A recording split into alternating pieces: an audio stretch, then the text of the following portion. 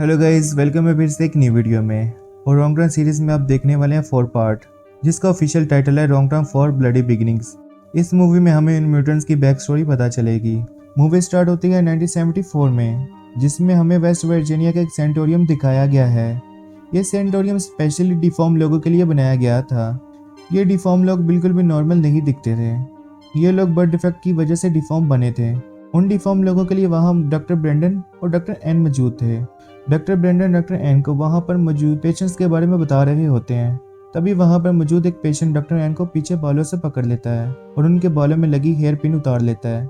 Doctor Brendon doctor N को तीनों भाइयों के लॉकर के पास लेके जाते हैं। वो तीनों भाई सोटो, थ्री फिंगर और वन आई होते हैं।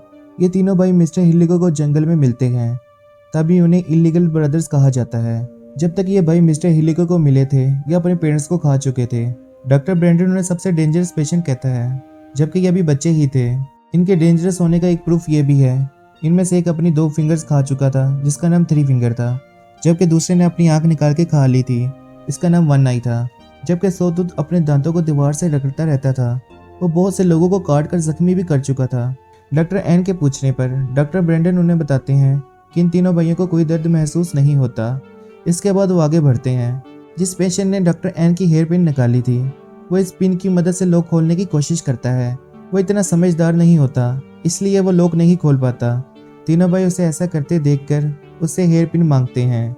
वो पेशेंट पिन उनकी तरफ फेंकता है। थ्री फिंगर सब भाइयों में से इंटेलिजेंट होता है।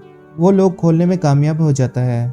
तीनों भाई चुपके से बाहर निकल आते हैं और सिक्योरिटी गार्ड को मार के सब पेशेंट्स के सेल खोल देते हैं, जिसके बाद हर तरफ ये डिफॉर्म लोग फैल जाते हैं। ये तीनों भाई डॉक्टर एन को पकड़कर हाई वोल्टेज शॉक देते हैं और शॉक्स की वजह से डॉक्टर एन का दिमाग फट जाता है।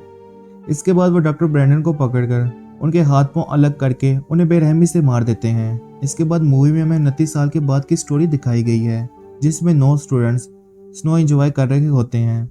वो सब अपने एक दोस्त के कैबिन में जा रहे होते हैं और रास्ता भूल जाते हैं। उसी वक्त एक तेज तूफान उन्हें घेर लेता है। तूफान बहुत ही डेंजरस होता है। उसी दौरान उन्हें करीब ही एक बिल्डिंग नजर आती है। वह सब तूफान से बचने के लिए उस बिल्डिंग में चले जाते हैं। वो ये नहीं जानते थे कि वहां जाने से वो लोग मजीद मुश्किल में फंस जाएंगे। ये बिल्डिंग वही सेंटोरियम था जहां वो तीनों भाई रहते थे। जब वो लोग अंदर जाते हैं तो समझ जाते हैं कि ये एक हॉस्पिटल था। सर्दी की शिद्दत को कम करने के लिए वो लोग आग जलाते हैं और वहां बैठ जाते हैं। और फिर वो जगह को सुनसान देखकर उसकी तलाशी लेने लगते हैं। तलाशी लेने से इंचार्ज ऑफिस में उन्हें वाइन मिलती है, जहां पर पेशेंट्स की फाइल भी उन्हें मिलती है, जिसे देखकर इन्हें पता चलता है कि यहाँ पर डिफॉर्म लोगों को रखा गया था। फिर हम देखते हैं कि तीनों भाई किसी आदमी को मारकर बिल्डिंग में ला रहे होते हैं। इधर ये लोग नाइट स्पेंड करने के लिए हॉस्पिटल में घूमते हैं, जहाँ उन्हें कुछ नजर आता है। इन दोस्तों में से विंसेंट चेक करने के लिए अंदर जाता है। अंदर जाते ही वो चिल्लाने लगता है। जेना और केनिया, दोनों लड़कियां जो बाहर खड़ी होती हैं, वो अंदर विंसेंट को देखने जाती हैं कि उसके साथ क्या हुआ। जबकि विंसेंट उनके साथ एक हॉरर प्रैंक करता है, जिस पर जेना और केनिया बहुत नाराज हो जाती हैं और वहां से चली जाती हैं। तभी वन आई उनका पीछा कर रहा होता है। विंसेंट जनरेटर ढूंढने के लिए बाहर जाता है और उसे ऑन करता है। हर तरफ लाइट्स ऑन हो जाती हैं। वो सब पार्टी करने लगते हैं और पूरे हॉस्पिटल में हलचल मचा देते हैं। और सब लोग पार्टी करते करते एक ऐसी जगह पहुंचते हैं जहां उन्हें फिल्म रेल मिलती है। डैनियल उसे प्रोजेक्टर पर लगाकर प्ले करता है। उसमें वो देखते हैं कि उन भाइयों पर एक्सट्रीम टेस्ट किए जा रहे होते हैं। ये फिल्म देखते हुए लॉरेन बताती है कि उसके भाई ने उसे बताया था कि ये डिफॉर्म लोग बहुत खतरनाक होते हैं और लोगों को मारने के बाद खा जाते हैं। दोस्तों में से कोई भी उनकी बात पर यकीन नहीं करता और फिर सब लोग सोने के लिए चले जाते हैं। रात को सब लोग अपने कमरों में सो रहे होते हैं कि विंसेंट को नींद नहीं आती, तो वो चलता हुआ कमरे से बाहर निकल जाता है। वो देखता है कि उसके सामने कोई खड़ा हुआ है। देखने पर उसे पता चलता है कि ये वही दोस्त था जिसके कैबिन में वो जा रहे होते हैं, मगर वह मर चुका था। उससे पहले कि विंसेंट कुछ सोचता, सोतुत उसके सर में आयरन रॉड घुसा देता है और वो मर जाता है। सुबह होते ही सब देखते हैं कि बर्फीला तूफान अभी तक नहीं रुका। जब विंसेंट सुबह होने पर मौजूद नहीं होता तो जेना सबसे विंसेंट के बारे में पूछती है। जेना सोचती है कि विंसेंट उनके साथ मजाक कर रहा है। वो सब लोग विंसेंट को ढूंढने लगते हैं। उनमें से 4 लोग बेसमेंट में जाते हैं, जहां उन्हें डिफरेंट किस्म के टूल्स मिलते हैं और उन्हें बहुत सारे सेल्स मिलते हैं जहां डिफॉर्म पेशेंट्स को रखा गया था। आगे बढ़ते हुए वो लोग देखते हैं कि शीशे पर खून लगा हुआ है, जिसे देखकर वो सब लोग घबरा जाते हैं और फिर सब अलग अलग होकर विंसेंट को ढूंढने लगते हैं। जेना किचन में आ जाती है। वहाँ वो देखती है कि सोतुत बॉर्डर को काट रहा होता है। थ्री फिंगर यहाँ आकर सोतुत को ले जाता है। जेना ये देखकर टेंशन में भागने लगती है। वो वापस आकर सबको ये बात बताने की कोशिश करती है। तभी बॉर्डर की जैकेट में उनके सामने कुछ आके गिरता है। केना उसे देखने के लिए आगे जाती है। ये देखकर वो अपने होश खो बैठती है क्योंकि जैकेट में बॉर्डर का कटा हुआ सर होता है। अभी वो सब लोग भागने का सोच ही रहे होते हैं कि वो तीनों भाई बालकनी से एक तार नीचे फेंककर क्लेयर के गले में फंसाकर उसे ऊपर खींचते हैं। तब काइल उसके पाँव पकड़ लेता है, जिसकी वजह से पूरा खून से भर जाता है। पूरी कोशिश के बावजूद भी वो उसे बचा नहीं पाता और उसका सर उसकी बॉडी से अलग होकर उसके ऊपर गिर जाता है। वो लोग बिल्डिंग से बाहर निकलकर भागने लगते हैं, लेकिन उनकी स्नो मोटर्स उनका साथ नहीं देती क्योंकि उनके स्पार्क प्लग निकाल दिए गए होते हैं। उन्हें ये समझ नहीं आ रही होती कि क्या करें और वो तूफान में भी नहीं खड़े रह सकते थे। इसलिए वो लोग इंचार्ज ऑफिस में बंद रहने का फैसला करते हैं। ऑफिस में जाते ही ये लोग खुद को लॉक कर लेते हैं। अपनी सेफ्टी के लिए उनके पास कोई हथियार नहीं था। काइल, सेरा और डैनियल बेसमेंट में हथियार लेने के लिए चले जाते हैं। थ्री फिंगर उनका पीछा करने लगता है। वो लोग जल्दी से जाकर एक केज में छुप जाते हैं। थ्री फिंगर के वापस जाने पर ये लोग हथियार लेकर वहां से निकलने लगते हैं।